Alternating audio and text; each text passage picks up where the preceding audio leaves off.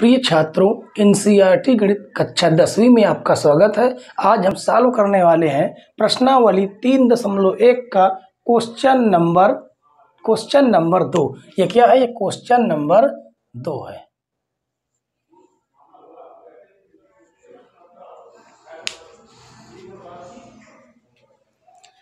प्रिय छात्रों, एनसीईआरटी गणित कक्षा 10वीं में आपका स्वागत है। आज हम सॉल्व करने वाले हैं प्रश्नावली 3.1 का क्वेश्चन नंबर 2। क्वेश्चन नंबर 1 हम सॉल्व कर चुके हैं। अगर उसे ना देखा हो तो आप जाकर देखिए, प्लेलिस्ट में वीडियो पड़ी हुई है। ठीक है, तो आज सॉल्व करते हैं क्वेश्चन नंबर 2। देखिए क्वेश्चन नंबर 2 क्या कहता है। क्रिकेट टीम के एक कोच ने 3900 रुपये में 3 बल्ले तथा 6 गेंदें खरीदी। बाद में उसने एक और बल्ला तथा उसी प्रकार की 2 गेंदें 1300 रुपये में खरीदी। इस स्थिति को बीजगणितीय तथा ज्यामितीय रूप में व्यक्त कीजिए। ठीक है, तो देखिए, जिस चीज का हमें मूल्य नहीं पता उसे हम क्या कर लेंगे, मान लेंगे। तो देखिए सॉल्व करते हैं। माना, क्या मानेंगे? पहले क्या लिखा है? बल्ला, तो हम बल्ले का मूल्य मान लेंगे। माना एक बल्ले का मूल्य, एक बल्ला का मूल्य क्या मान लेंगे? 100 रुपये। 100 रुपये। और क्या खरीदा है? गेंद खरीदा है। तो यहाँ पर लिखेंगे एक गेंद का मूल्य, एक गेंद का मूल्य कितना मान लेंगे? Y रुपये मान लेंगे। ठीक है, अब आपसे कहा जाए कि बताइए 2 बल्ले का मूल्य कितना होगा, तो 2 बल्ला, एक बल्ला X रुपये का, 2 बल्ला 2X रुपये का हो जाएगा। ठीक, गुणाई तो करेंगे। और एक गेंद का मूल्य अगर Y रुपये है तो 2 गेंद का मूल्य कितना होगा? 2Y होगा। लेकिन यहाँ पर कहा जा रहा 3 बल्ले और 6 गेंद खरीदे गए। तो देखिए, प्रथम शर्त से यहाँ पर हम लिख देंगे, प्रथम शर्त से। आप चाहे तो प्रथम शर्त लिख सकते हैं, प्रथम स्थिति लिख सकते हैं, प्रश्नानुसार लिख सकते हैं। ठीक है, आपको जो ठीक लगे वो लिख सकते हैं।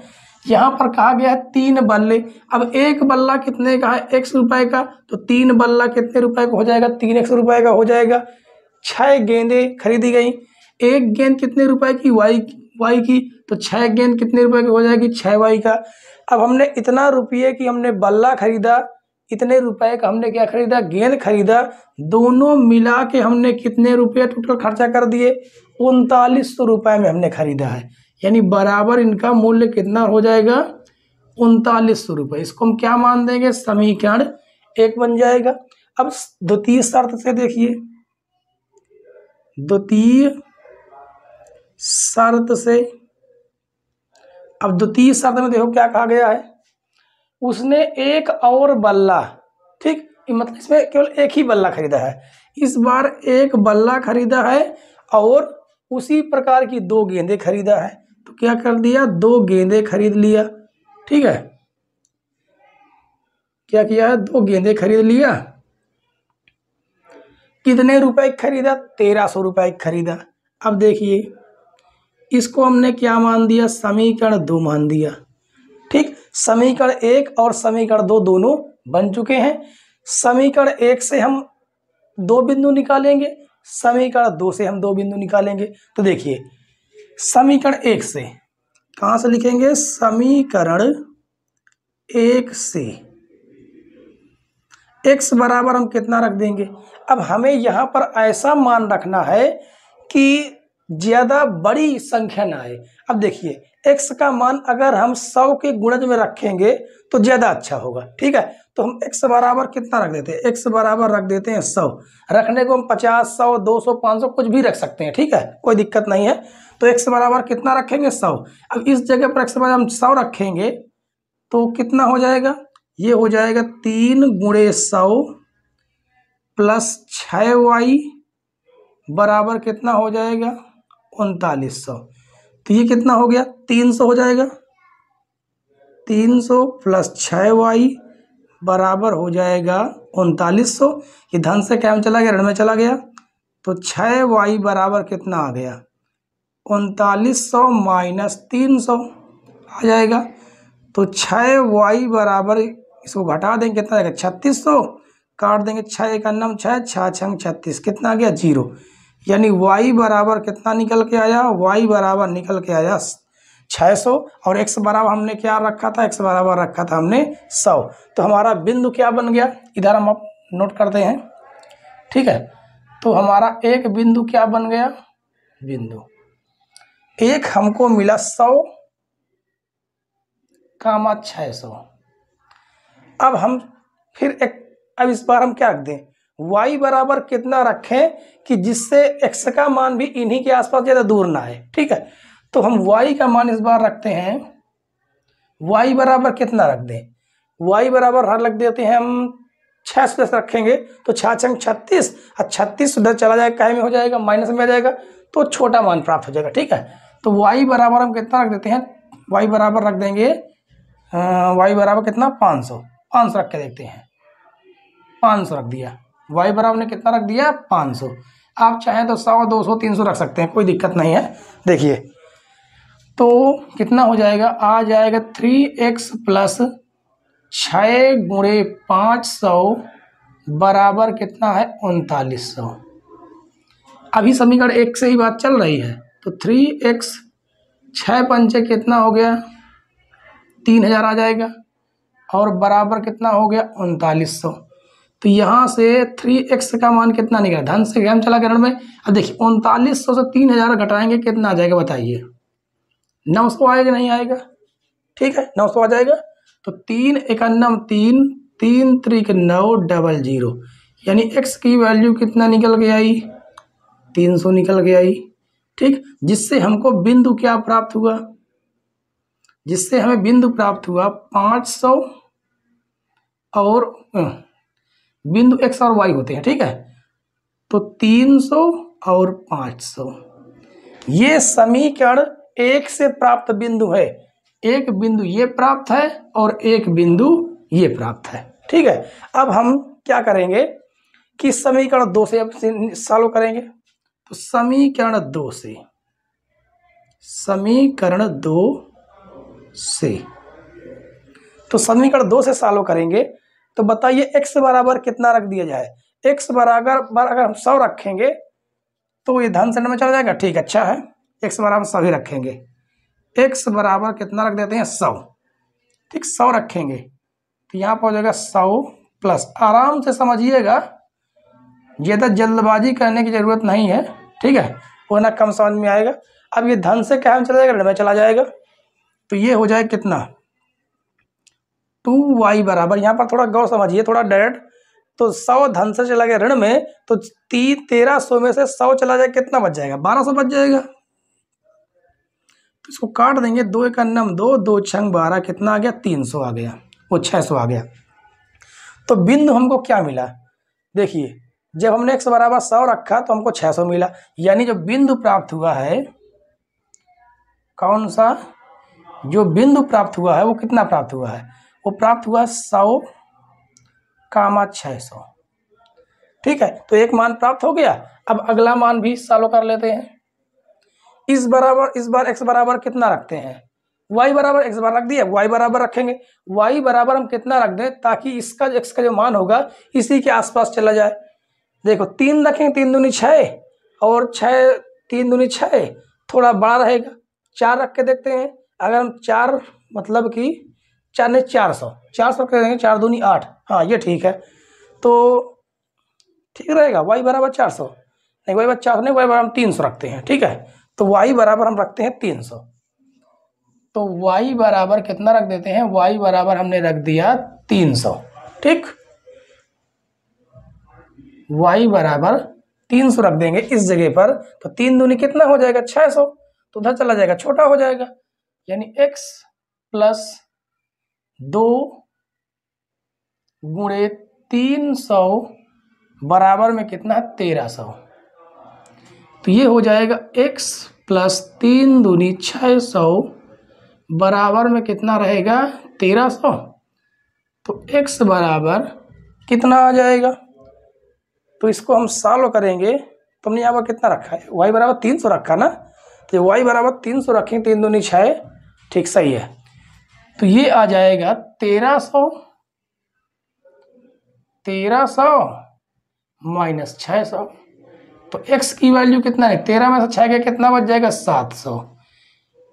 यानी हमें बिंदु क्या प्राप्त हुआ, हमें बिंदु जो प्राप्त हुआ है वो प्राप्त हुआ है 700,300। ठीक है, तो हमें दोनों जगह से दो दो बिंदु प्राप्त हो गए। समीकरण 1 से ये दोनों बिंदु प्राप्त हुए हैं और समीकरण 2 से ये दोनों बिंदु प्राप्त हुए हैं। ठीक, अब हमें क्या करना है कि इस स्थिति को बीजगणितीय तथा ज्यामितीय रूप में हमें इसे बताना है। ठीक है, तो चलिए इसका ग्राफ बनाते हैं। हमने ग्राफ बना लिया है। ठीक है, तो हमने एक्स्ट्रा पार्ट बाकी इतना हमने मेट दिया, ग्राफ बना लिया है। अब देखिए समीकरण 1 से हमें ये दो बिंदु प्राप्त हुए थे, समीकरण 2 से हमने ये दो बिंदु प्राप्त किए थे।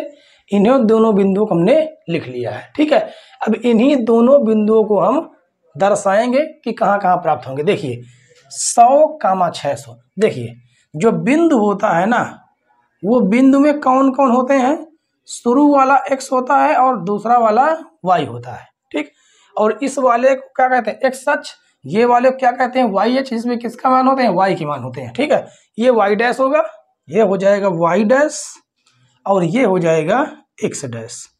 ठीक, इधर धन के होते हैं, ऊपर धन के होते हैं, नीचे ऋण के, बाएं साइड में ऋण के सारे मान होते हैं। अब देखिए x का मान 100 है, कहाँ पर प्राप्त हो जाएगा, इस जगह पर, ये यहाँ पर है। ठीक, और y का मान कितना है, 600 है, यहाँ पर प्राप्त हो जाएगा। देखो अब इधर से 100 होना चाहिए, इधर से 600। देखिए यहाँ पर कहाँ मिल रहा है, इस जगह पर कौन सा बिंदु मिल रहा है, 100,600।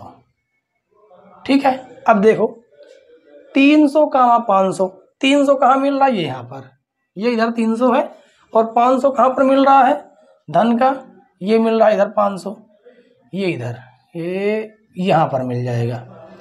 इस जगह पर कौन सा बिंदु मिल रहा है, 300,500। तो इन्हीं दोनों बिंदुओं को हम क्या कर देंगे, इन्हीं दोनों बिंदुओं को हम मिला देंगे। देखिए मिलाते हैं।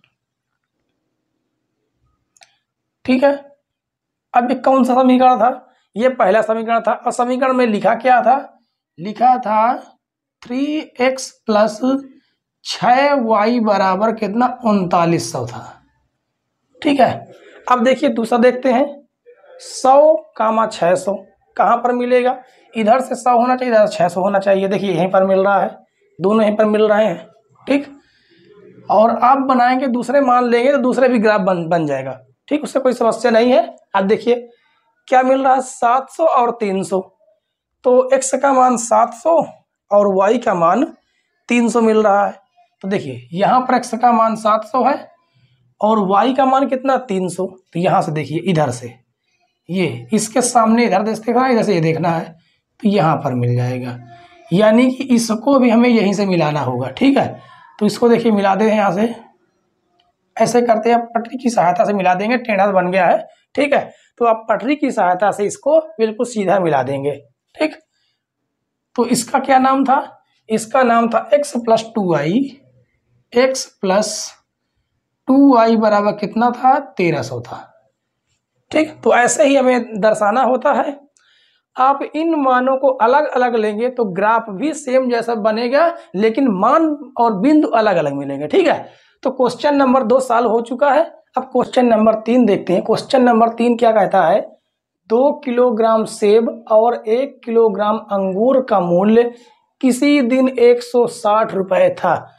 एक महीने बाद 4 किलोग्राम सेब और 2 किलोग्राम अंगूर का मूल्य 300 रुपए हो जाता है। इस स्थिति को बीजगणितीय तथा ज्यामितीय रूपों में व्यक्त कीजिए। इसको भी सेम टू सेम हम क्वेश्चन नंबर 2 के जैसा सॉल्व करेंगे। तो देखिए सबसे पहले हम क्या कर लेंगे, हम मान लेंगे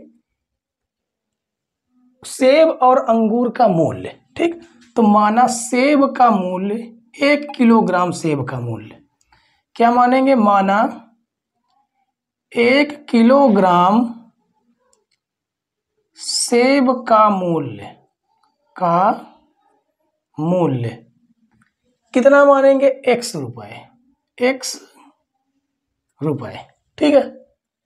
और 1 किलोग्राम अंगूर का मूल्य, 1 किलोग्राम अंगूर का मूल्य कितना मानेंगे?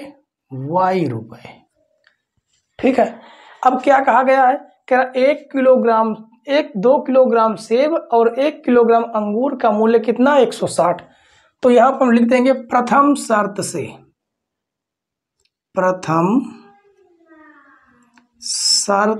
से कि पहली बार क्या कहा है? देखिए 1 किलोग्राम सेब का मूल्य कितना होगा? x, तो 2 किलोग्राम का कितना हो जाएगा? 2x हो जाएगा, प्लस और कितना रुपया खर्चा किया? 1 किलोग्राम उसने अंगूर लिया और 1 किलोग्राम अंगूर का मूल्य कितना है? y में रुपया। दोनों को मिला के उसने जोड़ा तो टोटल कितना रुपया खर्चा हो गया? 160 रुपए खर्चा हो गया। कितना हो गया? 160 रुपए खर्चा हो गया। 160 क्या मान दिया इसको हमने? समीकरण 1 मान दिया। यहां से हम क्या करेंगे? यहां से भी हम 2 बिंदु निकालेंगे और समीकरण 2 से भी 2 बिंदु निकालेंगे। तो पहले हम समीकरण 2 बना लेते हैं। तो द्वितीय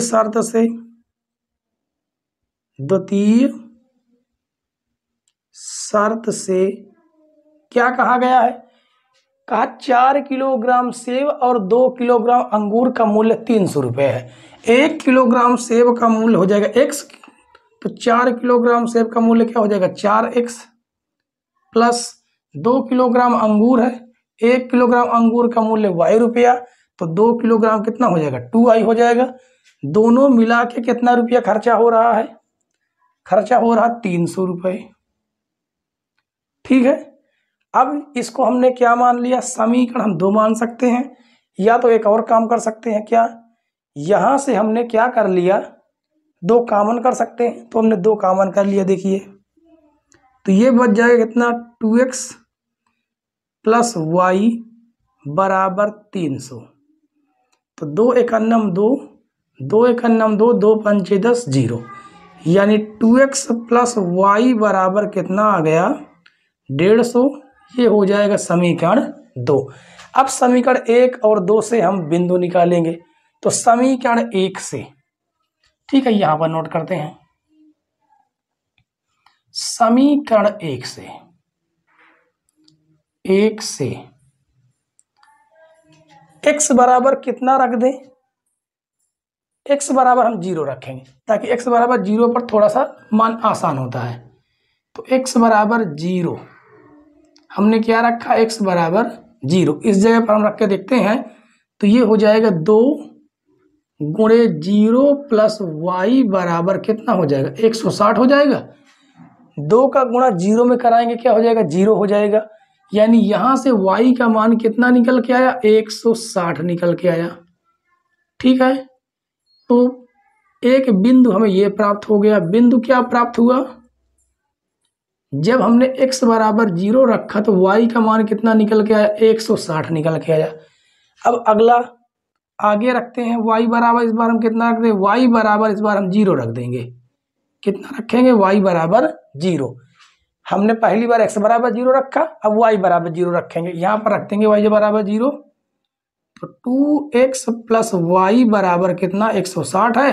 y की जगह पर क्या रख देंगे? 0 रख देंगे। तो ये हो जाएगा 2x बराबर 160। तो 2 एकन्नम 2, 2 8 16, 0, यानी x बराबर कितना आ गया? 80 आ गया। तो हमें एक बिंदु और प्राप्त हो गया। क्या प्राप्त हुआ? बिंदु प्राप्त हुआ 80,0, ठीक है, 80,0। अब हम समीकरण 2 से मान निकालेंगे। देखिए समीकरण 1 से एक बिंदु ये प्राप्त हुआ और दूसरा बिंदु ये प्राप्त हुआ है। तो समीकरण 2 से भी इसी तरह 2 बिंदु निकालेंगे। तो समीकरण 2 से, तो देखिए समीकरण 2 से हम निकालते हैं। कहाँ समीकरण 2? ये यहां पर है। तो इसमें भी हम x बराबर कितना रख देंगे? x बराबर हम रख देंगे 0। जब x बराबर 0 रखेंगे तो कितना मान प्राप्त हो जाएगा हमें y का? तो 2 गुणे 0 प्लस वाई बराबर कितना है 150, तो 150 आ जाएगा। इसका मान क्या हो जाएगा 0 हो जाएगा, केवल कितना बच गया वाई बराबर कितना प्राप्त हुआ 150। यानी जो हमें बिंदु प्राप्त हुआ वो बिंदु हमें क्या प्राप्त हो गया, बिंदु हमें प्राप्त हो गया 0,150। ये समीकरण 2 से पहला बिंदु प्राप्त हुआ। और दूसरा बिंदु प्राप्त करने के लिए हम y बराबर कितना रख देंगे, y बराबर 0 रख देंगे। तो y बराबर कितना रख दिया, y बराबर 0।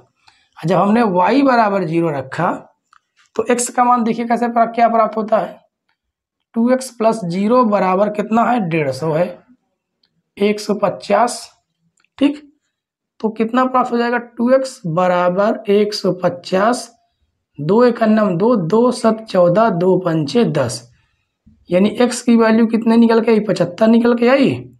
तो हमें अब बिंदु चौथा बिंदु क्या प्राप्त हुआ, हमें बिंदु प्राप्त हुआ 75,0। ठीक, तो समीकरण 2 से एक बिंदु ये प्राप्त हुआ और दूसरा बिंदु ये प्राप्त हुआ।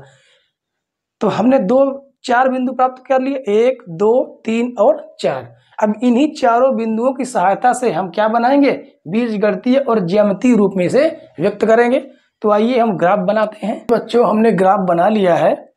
ठीक है, ये x अक्ष है, y अक्ष है, x अक्ष है और ये y डैश अक्ष है। ठीक है, अब देखिए, अब इन्हीं चारों बिंदुओं को हम इस ग्राफ में देखेंगे कि हमें बिंदु कहाँ पर प्राप्त होते हैं। तो देखिए 0,160।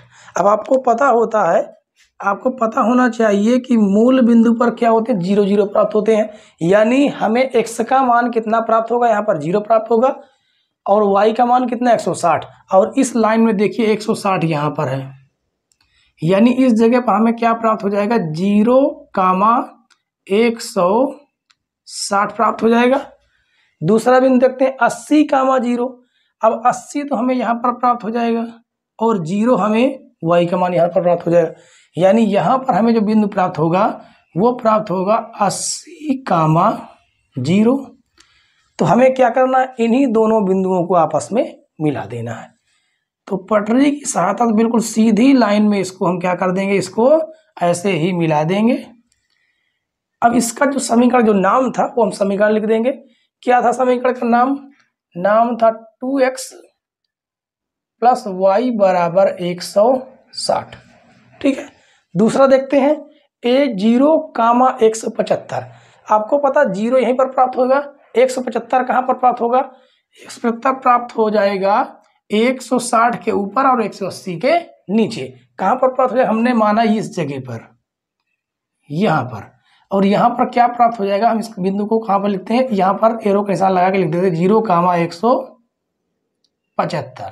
ठीक है, और 75,0 कहाँ पर प्राप्त हो जाएगा, वो प्राप्त होगा 60 के आगे और 80 के बीच में। तो 60 के बाद 70 यहाँ पर हो गया, 75 हमने माना इस जगह पर 75। ठीक है, तो यहाँ पर कौन सा प्राप्त हो जाएगा, यहाँ पर प्राप्त हो जाएगा 0,75। ठीक, तो इन्हीं दोनों बिंदुओं को हम पटरी की सहायता से क्या करेंगे, इसको ऐसे ही मिला देंगे। तो इसका जो नाम है वो नाम हम लिख देंगे। तो इसका नाम हम नीचे लिख देते हैं। क्या नाम था, इसका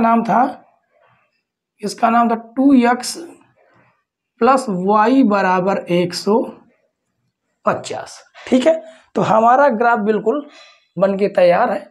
तो क्वेश्चन नंबर 3 सॉल्व हो चुका है और प्रश्नावली 1.1 का क्वेश्चन नंबर 3 से प्रश्नावली खत्म हो जाती है। लेकिन विद्या में क्या है कि अन्य महत्वपूर्ण क्वेश्चन करके भी दिए हुए हैं। ठीक है, तो हम कल से सॉल्व करेंगे अन्य महत्वपूर्ण क्वेश्चन इसके। जैसे अन्य महत्वपूर्ण खत्म हो जाता है इसकी अगली प्रश्नावली शुरू कर देंगे। तो आज के लिए इतना ही बच्चों। अगर वीडियो पसंद आई हो तो वीडियो को लाइक कर दें और चैनल पर नए हो चैनल सब्सक्राइब कर लें, बेल आइकन जरूर प्रेस कर लें ताकि नई नई वीडियो की नोटिफिकेशन आप तक पहुंचती रहे। वीडियो देखने के लिए धन्यवाद। जय हिंद।